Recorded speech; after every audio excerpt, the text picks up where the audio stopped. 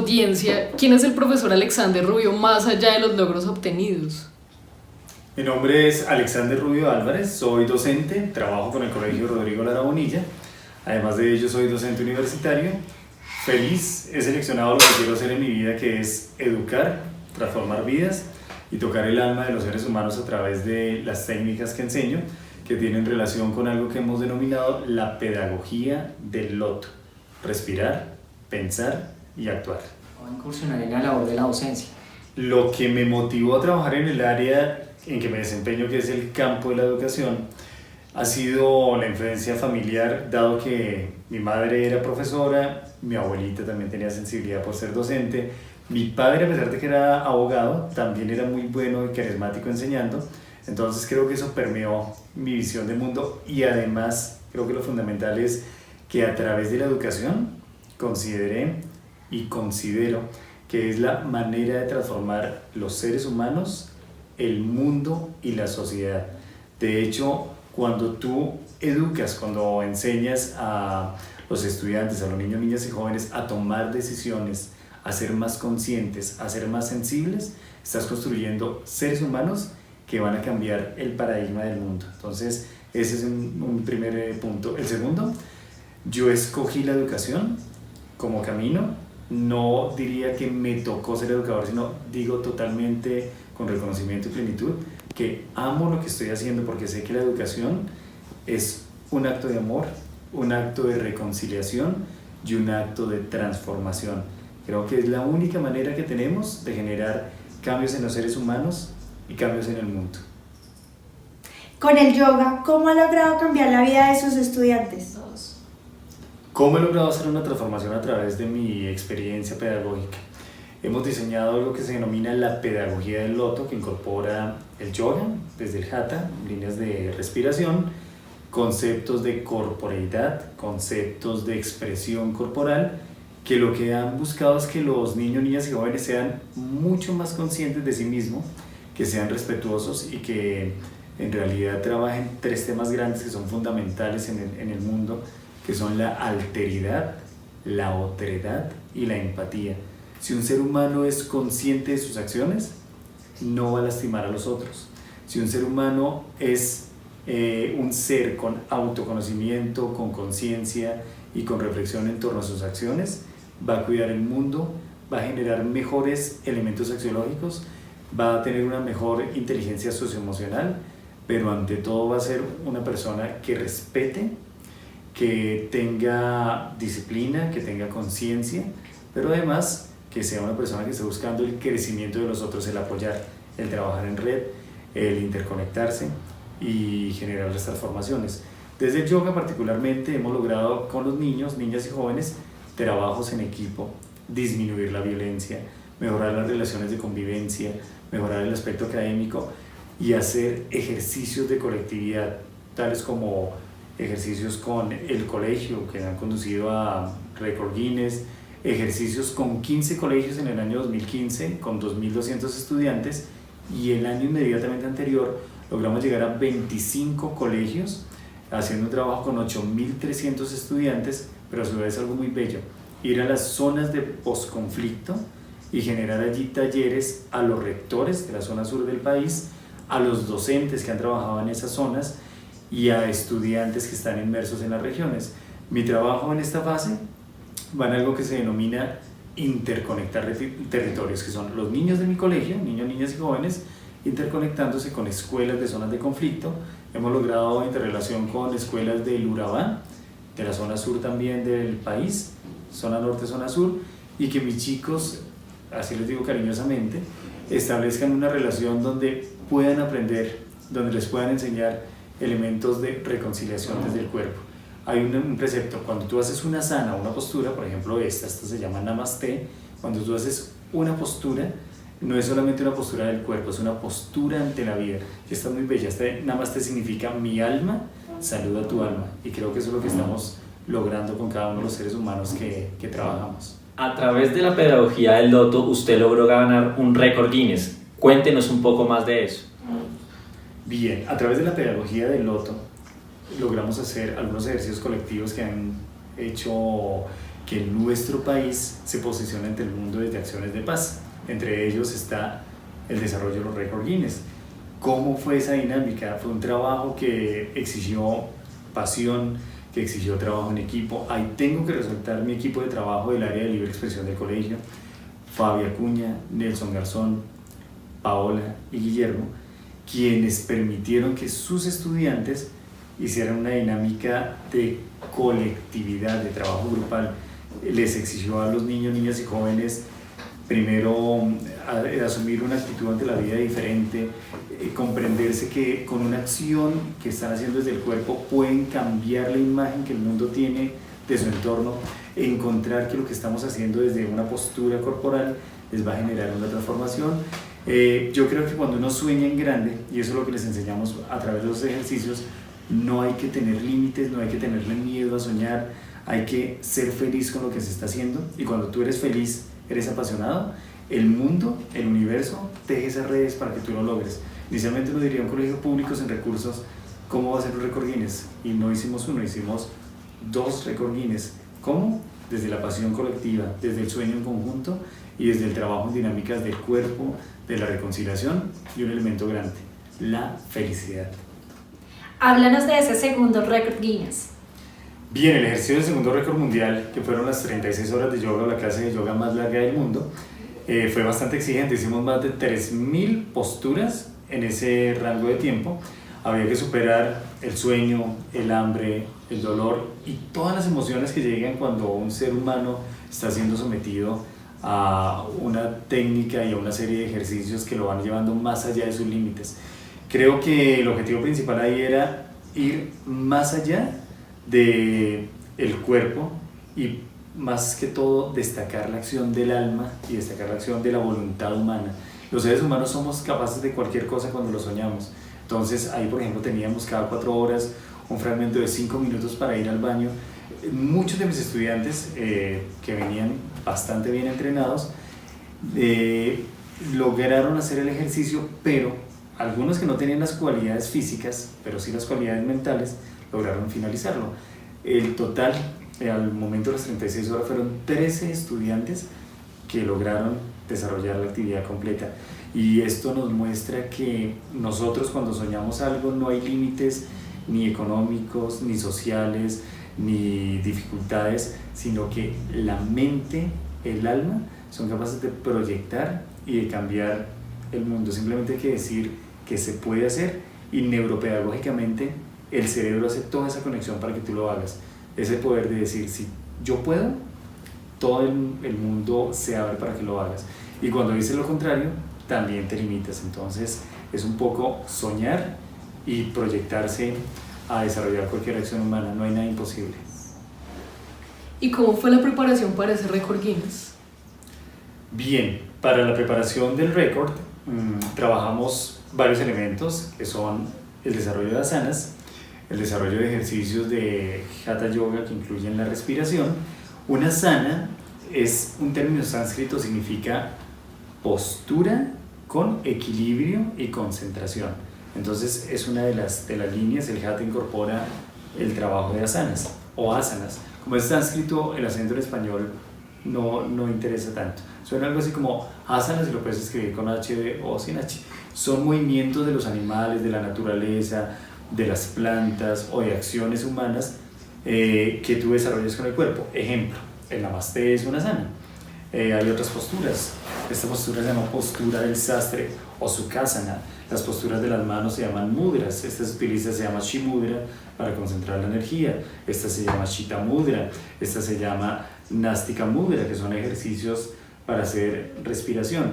Entonces ejecutamos muchas de estas, o Half Padmasana o Padmasana completo, ¿sí? Flor de loto, muchas. Hicimos en realidad más de 3.000 posturas, y cada una de las posturas las sosteníamos alrededor de 2 minutos o un poco más, ligado a ejercicio de la respiración. Lo importante allí es que un asana o una asana es la relación de cuerpo, mente, espíritu, y va con un trabajo de superar las sensaciones tanto de la molestia corporal como de la dificultad a la superficie. Entonces, si tú tienes esa actitud o postura cuando ejecutas el asana es la actitud o postura ante las dificultades de la vida, eres capaz de superarlas también. La respiración consciente es fundamental. Cuando tú respiras, a veces lo haces de una manera inconsciente, pero entonces, ¿qué les enseño yo? A respirar de una manera muy analítica, me refiero no al plano racional, sino al plano de lo sensoperceptivo, enseñándoles, esta es la zona apical, esta es la mediastínica, esta es la basal. La apical está muy relacionada con las acciones de agitarse, de respuestas inmediatas. La mediastínica o diafragmática incorpora un poco más de aire a nuestro ser, pero la basal, la del suspiro, es la que permite el control de emociones. Es muy importante hablar, por ejemplo, del centro, este centro energético. Cuando tú respiras, regulas tus emociones y tus respuestas ante la vida son diferentes. Entonces, en 36 horas, tú logras hacer ese tipo de trabajo y también pasar a otros estados mentales. Y más allá de ese ejercicio de llamarlo, porque es un récord Guinness, un récord mundial, pero más allá de la acción del récord mundial, es la acción de mostrar cómo los seres humanos en Colombia, en cualquier lugar del mundo, pero específicamente en el contexto donde estamos, somos capaces de transformar y de superar los retos, no importa limitaciones, no importa los problemas, no importa las situaciones que se presentan, sino la mente está en capacidad de soñar en grande, y ese es el beneficio de este tipo de acciones: soñar, no limitarse y transformar primero el ser interno y luego el mundo. 2 experiencias que lo hayan marcado en su vida. Bueno, quiero compartirles historias que marcaron mi proceso pedagógico. La primera fue el acercamiento que tuve a mi colegio en el año 1999, 2 de junio, y se queda muy claro en mi mente porque cuando hay eventos que son emocionalmente fuertes en la vida, se graban en una región del cerebro, hipocampo, amígdala, corteza prefrontal, y luego se quedan allí marcados. Generalmente esos aprendizajes, cuando son de emociones fuertes, se marcan allí para toda la vida, y el mío fue el de Alex Gabriel Romero. Un mes después de que llegó a mi colegio, uno de mis estudiantes que cursaba el grado 11, estaba en 11-3, y él, no recuerdo, estaba en el coliseo, el último momento en que me acerco a él y le digo: Alex, juicioso, no sé qué sentía, pero yo percibí que algo no estaba andando bien. En ese momento no tenía las herramientas que ahora tengo a nivel de neurocognición y a nivel de estados espirituales, pero yo lo sentí que algo no marchaba bien. Entonces me acerco y le digo: oye, pórtate bien. Y me dice: sí, profe, pero en otros términos que ellos utilizan. Y luego el otro día es el momento fuerte porque pregunto por él en el colegio y el coordinador me dice: Alex, mataron a Alex Gabriel. Pues yo quedé pues afectado. Mi primer mes en el colegio, el estudiante quedó el día anterior y ya no estaba, y me pongo a indagar qué pasó. Había fallecido de 7 disparos, una muerte violenta y absurda para un estudiante de 16 años, un niño, puedo decir que es un niño, no un adolescente, que son niños aún, y observarlo después en su féretro con la cabeza amarrada, o sea, para mí esa imagen es brutal, es impactante. Ese es un estado que se denomina el estado de serendipia, cuando mi cerebro hace una sinapsis distinta y encuentro que yo me había trazado no ser un docente cotidiano, normal, sino que quería tocar el alma de mis estudiantes, impactarlos de manera positiva, y busqué tener esa pasión, y creo que la pasión estaba ahí presente. Entonces lo que hice fue dinamizar mis acciones para lograr hacer una conexión con ellos, lo que se llama la alteridad, la otredad y la empatía. Entonces ese primer momento fue muy fuerte, y yo agradezco, creo que es la primera vez que lo voy a hacer en cámara, que es agradecer a Alex Gabriel Romero, que ya no está en este plano y que está evolucionando, porque me permitió ese proceso, ese estado, y ahora generar una conexión positiva con mis niños, niñas, jóvenes de una manera diferente, y llevarlos a que sueñen, a que vuelen, a que cambien su paradigma. Y hay otra historia que sucede en mi colegio con una de mis estudiantes que me pidió mantener el anonimato de su nombre, Y yo soy una persona de palabra, soy un hombre de palabra, y cuando un estudiante me cuenta algo y me pide un consejo, yo lo guardo y lo reservo, salvo que él desee que se lo comparta a otras personas, pero considero que ese estado de conexión es muy importante porque la confianza no la podemos perder. Eso es lo que nos genera un grado más de empatía que va más allá. Y esta chica pues era una chica que tenía una serie de problemas y me ha servido para contar las historias en los diferentes escenarios. Ella agredió violentamente a 3 o 4 estudiantes en el paso de un patio al otro en mi colegio, y recuerdo que fue bastante fuerte la situación, tanto que me llamaron porque el acoso iba para lesiones personales y también como a judicialización, el proceso ya legal que se hace cuando son infractores, y me pongo a averiguarle qué sucede y me dice: no, profe, es que esas niñas pues me habían parado y me dijeron, usaron un término apelativo que es bastante hiriente en mi contexto. Entonces ella se sintió mal y había sido educada para pararse, para generar una acción de combate cuando le dicen ese tipo de palabras. Y claro, pues ella agredió porque le habían enseñado a agredir, pues la insultaron, hizo la agresión. Yo hablo con ella y empiezo a conocer un poco de su contexto, y fue también más doloroso aún saber que vivía en una situación de conflicto constante. Sus papás, su mamá, su familia en general pues le había enseñado estas acciones negativas. En otro proceso ya le decido incorporarla a las dinámicas de cuerpo, a enseñarle a respirar, pensar, actuar de una manera distinta, enseñarle a regularse, porque ella había sido estimulada positivamente en acciones negativas. Es decir, si ella robaba, la felicitaban. Si ella le daban papaya, la expresión que implica aprovecharse de la situación, la felicitaban.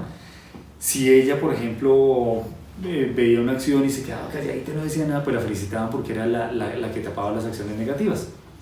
Entonces la incorporé en mi grupo, le empecé a generar una conexión distinta, tanto así que se generó una confianza y me empezó a compartir situaciones delicadas de su vida, tanto que pues su familia, su papá se dedicaba a situaciones delictivas, a hurtos, y ella pues estaba preocupada porque su papito ya una temporada lo judicializaron y no podía volver al colegio. Entonces ella estaba muy muy sensible. Le empiezo a indagar más y me cuenta que su entorno familiar, su familia era la dueña de la olla, o sea, una serie de situaciones de violencia bastante delicadas que me condujeron a pensar que yo en el colegio, además de ser el papá, era casi el padre de la niña, el psicólogo, el consejero, su paño de lágrimas, y pues eso lleva la educación a otro nivel. Ya te das cuenta que la casa deja de ser la casa y que el colegio empieza a ser otro hogar donde lo que tú hagas y lo que tú digas va a tener unas repercusiones a futuro.